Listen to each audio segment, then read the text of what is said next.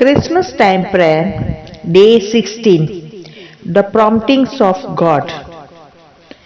A reading from the book of Luke, chapter 7, verses 24 to 30. After John's messenger had left, Jesus began to speak about him to the crowds. When you went out to John in the desert, what did you expect to see? A blade of grass bending in the wind? What did you go out to see? A man dressed up in fancy clothes? People who dress like that live in luxury are found in palaces. Tell me, what did you go out to see? A prophet? Yes, indeed. But you saw much more than a prophet. For John is the one of whom the scripture says, God said, I will send my messenger ahead of you to open the way for you. I tell you, Jesus added, John is greater than any man who has ever lived, but he who is least in the kingdom of God is greater than John. All the people heard him. They, and especially the tax collectors, were the ones who had obeyed God's righteous demands and had been baptized by John. But the Pharisees and the teachers of the law rejected God's purpose for themselves and refused to be baptized by John. This is the word of the Lord. Thanks be to Lord. You have got to take a step in faith in order to grow in faith. These could be lessons of today's gospel. It could be the lesson of this gospel because those who stepped out in faith and were baptized by John also acknowledged the righteousness of God. Those who refused to accept the baptism of John was rejected the plan of God for themselves. If we apply this same truth to our own lives, we should be able to find that it applies in many ways. First of all, we were already baptized into Christ, so we are not called to the baptism of John in a literal way, but the baptism of John could also be seen as an initial invitation from the Holy Spirit in our lives. For example, if we feel God saying, read this book, and we ignore that prompting, we may be rejecting much more of the plan of God for our lives than we realize. Or if we sense God calling us to forgive that person or spend more time in prayer or spend extra time with family, etc. and we do it, we may find that it opens the door to many more wonderful graces in our lives. Reflect today upon that which God is calling you to do or to accept us from Him. Even if it seems insignificant, don't reject that initial invitation. Rather, embrace it wholeheartedly. In that embrace, you may just find that God blesses you in abundance in ways you never imagined. Prayer.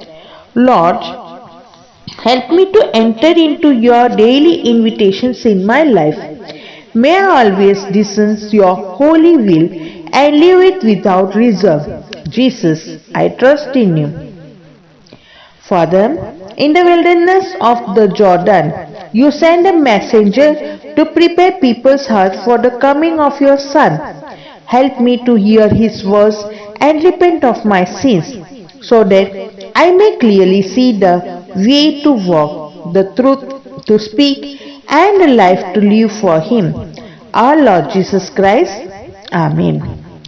All-powerful God, increase our strength of will for doing good that Christ may find an eager welcome at his coming and call us to his side in the kingdom of heaven, where he lives and reigns with you and the Holy Spirit, one God, forever and ever.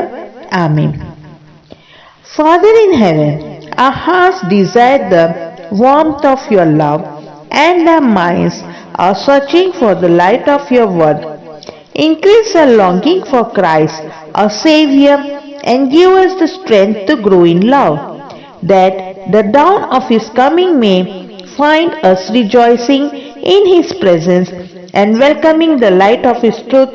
We ask this in the name of Jesus our Lord. Amen. God of power and mercy, open our hearts in welcome.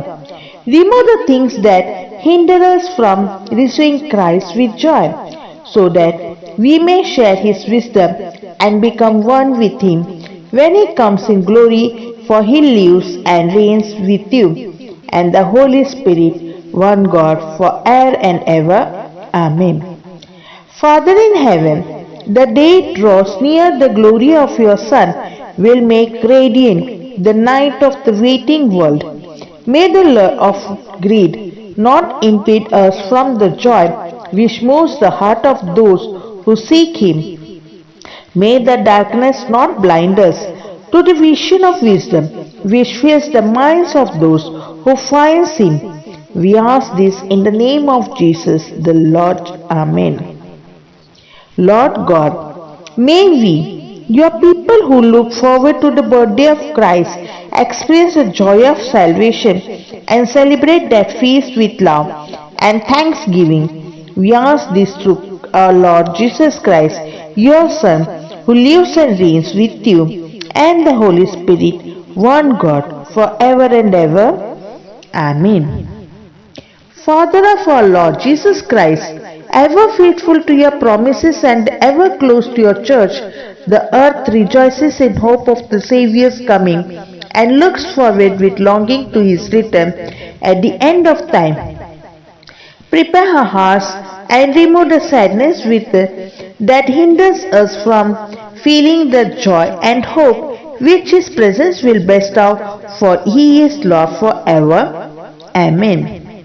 Lord, fill our hearts with your love, and as you reveal to us by an angel of the coming of your Son as man, so lead us through his suffering and death to the glory of his resurrection, for he lives and reigns with you and the Holy Spirit, one God, forever and ever.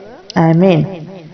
Father, our powerful God, your eternal word took flesh on our earth when the Virgin Mary placed her life at the service of your plan. Lift our hands in watchful hope to hear the voice which announces his glory, and open our minds to receive the Spirit who prepares us for his coming. We ask this through Christ our Lord. Amen. O Shepherd of Israel, Batten, O guide of the flock of Joseph, rouse your power and come to save us. O Lord of hosts, restore us. If your face shine upon us, then we shall be safe. O Lord of hosts, how long will you burn with anger while your people pray? You have fed them with the bread of tears and given them tears to drink in ample measures. You have left us to be fought over by our neighbors, and the enemies mock us. O Lord of hosts, restore us. If your face shine upon us, then we shall be safe. In the name of the Father, and of the Son, and of the Holy Spirit. Amen.